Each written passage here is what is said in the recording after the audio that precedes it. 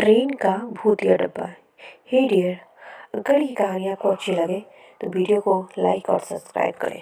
आज शनिवार था और आज का मौसम भी खराब था और रात भी काफ़ी हो गई थी। हल्की फुल्की तेज हवा के साथ बारिश भी शुरू हो गई थी। राजन और राहुल अक्सर ही इतनी देर रात हो जाया करती थी, मगर खराब मौसम होने से उनकी चिंता बढ़ गई। वो दोनों रोज घर से ऑफिस, ऑफिस से घर ट्रेन से ही आना जाना करते थे। ऑफिस दूसरे शहर में होने से उन दोनों को 2 घंटे का सफ़र तय करना पड़ता था, लेकिन आज खराब मौसम होने की वजह से उन्हें कोई ऑटो या रिक्शा नहीं मिल रहा था। उन दोनों को पैदल स्टेशन आना पड़ा। उन्हें आज पूरा यकीन हो गया था कि आज की रात उन्हें आखिरी ट्रेन भी मिस कर दी और आज की रात शायद उन्हें स्टेशन पर ही रुकना पड़ेगा।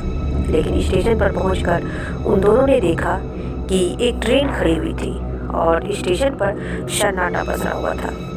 उस ट्रेन को देखकर दोनों पूरी तरह से हैरान हो गए थे, क्योंकि स्टेशन पर लगी हुई बड़ी सी ट्रेन रात के 2 बजे आ रही थी और रात के 2 बजे से लेकर के सुबह 6 बजे तक कोई भी ट्रेन नहीं थी। तभी राजन कहता है, इस वक्त ये कौन सी ट्रेन है? इस वक्त तो कोई भी ट्रेन का स्टॉप यहाँ पे नहीं है।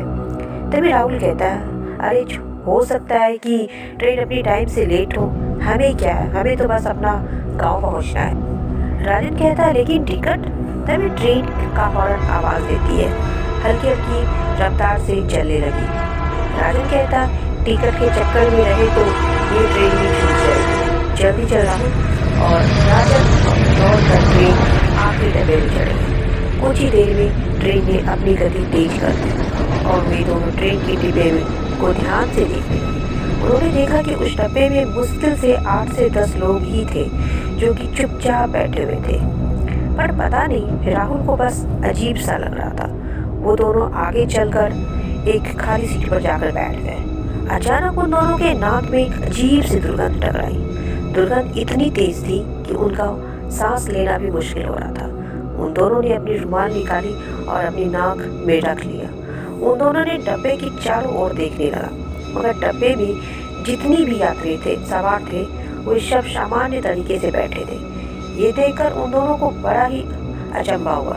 कुछ देर बाद दुर्गंध आनी समाप्त हो गई। राजन ने राहुल की ओर देखकर कहा, मैं यात्रा कर रहे उन यात्रियों पर पड़ी। डिब्बे के यात्री अभी भी वैसे ही बैठे थे जैसे पहले बैठे हुए थे। सच तो ये था कि वह दोनों अब बुरी तरह घबरा गए थे। राजन और राहुल से कुछ कहने ही वाला था कि अचानक उन दोनों ने देखा कि दूसरी डब्बे से टेटी उसकी तरफ ही चलता आ रहा था। वे दोनों अपनी सीट पर दोबारा बैठ गए, मगर उन्होंने देखा कि टेटी उसके पास से गुजरकर दूसरे डब्बे चला गया। जैसे कि टीटी ने उन दोनों को देखा ही ना हो कि तभी राजन ने राहुल से कहा, मुझे तो लगता है यहाँ कुछ गड़बड़ है। हम दोनों की घड़ी रात के 2 ही बजा रही है। हम दोनों की घड़ी एक साथ खराब नहीं हो सकती है। राहुल भी कहता है, यार तू सही कह रहा है, मुझे तो शुरू से ही कुछ गड़बड़ लग रहा है। तूने देखा ही नहीं कि इस डब्बे में के यात्री किसी रोबोट की तरह बैठे हुए हैं, जैसे कि इनमें कोई जिंदगी नाम की चीज ही ना हो। राजन ने ये बोला ही था कि तभी उन दोनों के कान में टीटी की बाहरी आवाज टकराई, तुम दोनों अपना टिकट दिखाओ। टीटी के अचानक आ जाने से वे दोनों पूरी तरह चौंक गए थे। राहुल ने जैसे ही चौंकर टीटी की तरफ देखा, डर से उसकी हालत खराब हो गई। उन्होंने देखा कि टीटी का चेहरा बेहद भयानक था। उनके चेहरे की पूरी खाल जली हुई थी और उनके आंखों की पुतलियां बिल्कुल सफेद थी, जिनमें से खून बह रहा था। बड़ा सा एक गोल हेड लगा रखा था। वो हेड पूरी तरह से खून से सना हुआ था। टीटी इन दोनों को देखकर भयानक तरह से मुस्कुराने लगा। उसने अपना हेड उतारकर राहुल और राजन के बगल में रख दिया। उन दोनों ने देखा कि टीटी के सर का भेजा हेड के साथ चिपक कर बाहर आ गया था। टीटी उन दोनों को देखकर भयानक आवाज में बोला, तुम दोनों की टिकट कहाँ है? राजन और राहुल बेहद फुर्ती से अपनी सीट से उठकर दरवाजे की ओर भाग गए, मगर जैसे ही वो दरवाजे की ओर गए, दरवाजा तेज आवाज के साथ बंद हो गए। वो दोनों बुरी तरह से चीखने लगे, मगर उन दोनों ने देखा कि उस डब्बे के यात्री अब भी उसी तरह बैठे हुए थे जैसे कि उन्हें ने टीटी को देखा ही ना हो। राजन चीख चीख कर यात्रियों को बोला, आखिर ये सब क्या हो रहा है? तुम्हें ये सब नहीं दिखाई दे रहा है? ये सब क्या हो रहा है?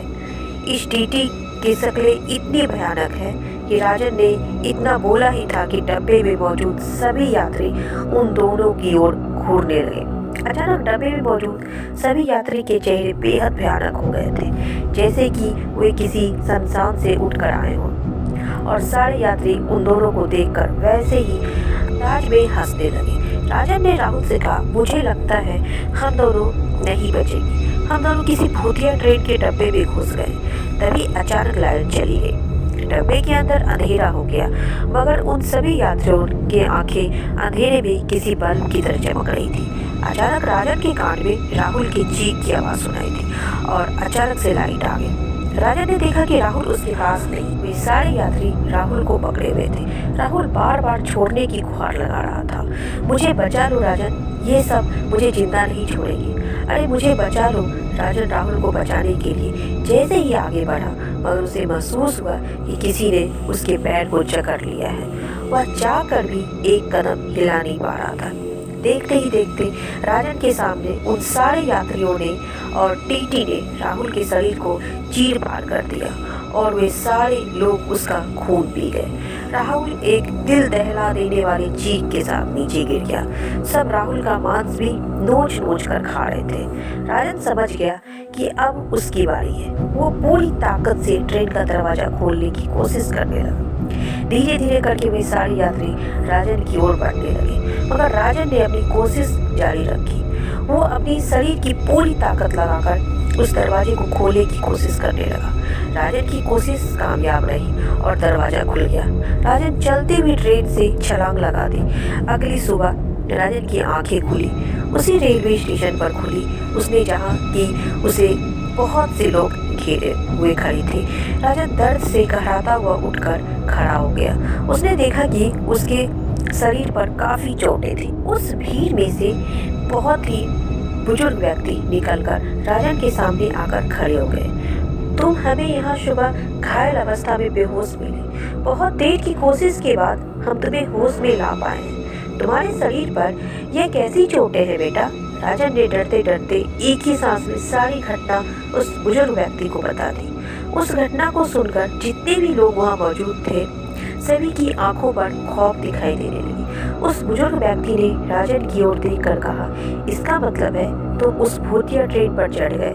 जो भी इस ट्रेन में चढ़ा है उसका आज तक कुछ भी पता नहीं चला है। तुम शायद पहले व्यक्ति हो जो जिंदा बच गए। उसे सुनकर राजन के रोंगटे खड़े हो गए। बुजुर्ग ने उसे बताया कि कई सालों पहले उस डब्बे में कुछ खतरनाक लूटपाट हत्यारे मुजरिम को बिठाया गया था। मुजरिम ट्रेन में लूटपाट कर लोगों को मार देते थे और इस काम में उसकी मदद उस ट्रेन के टीटी भी करता था। एक दिन उसका पूरा ग्रुप पुलिस की पकड़ में आ गया।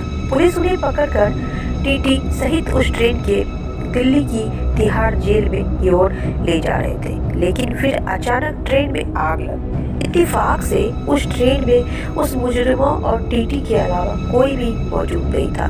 पुलिस वालों ने तो कूदकर अपनी जान बचा ली। सारे मुजरिम और टीटी जलकर राख हो गए और ट्रेन भी जलकर टीन का कबाड़ बन गया। जिस वक्त ये हादसा हुई थी उस वक्त रात के 2 बज रहे थे। कहते हैं कि आज भी ट्रेन चलती है और जो मुसाफिर उस ट्रेन में सवार होता है वो फिर कभी दिखाई नहीं देता है।